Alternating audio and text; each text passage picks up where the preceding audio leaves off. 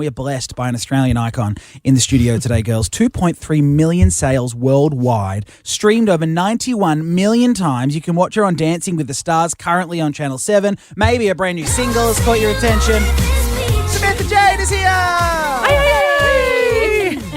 Hi, guys. Oh, welcome to the studio. Look, Thank we're going to you. get into Dancing with the Stars in a minute because we love watching you on that and you've been absolutely killing it. But first, talk to us about Peachy, this brand new song. What was the inspo behind it? Do you know what? I was so excited to go in and write because I hadn't put out a song in ages. Like, it's been 2 years, I think, since I put out something. But I, when we went to the studio, I was like, I want to write something really pop and really fun and really happy.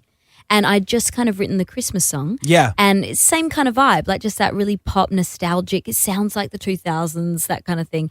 And it was the chords, actually. We had these like chords, the like that kind of like, and it sounds like you've heard it before.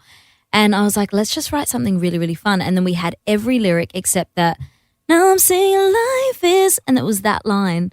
And Morgan, the producer, goes, Peachy. And I was like, I love that. Because that just kind of births a whole new idea. Like the artwork and everything now is going to be so fun.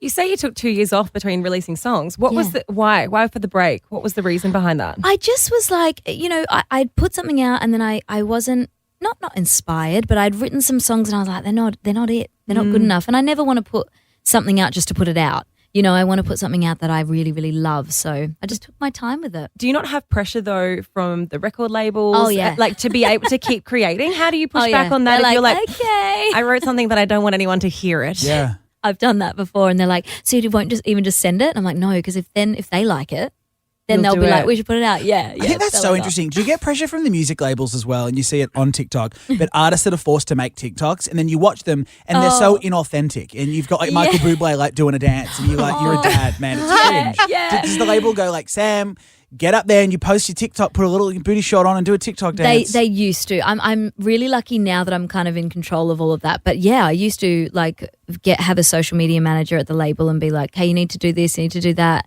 Yeah. And I'd be like, oh, really? Intense. When you're creating songs or you're coming up with a new idea, does any part of you have TikTok in mind? And the reason I say that is we were speaking to Megan Trainor not that long ago and she was like, look, I almost owe TikTok to my revamp because one of the hits went viral. So now there are artists that are actually taking that into consideration. Do you? Oh, yeah. Well, yeah, you kind of have to because TikTok's such a huge platform for music now.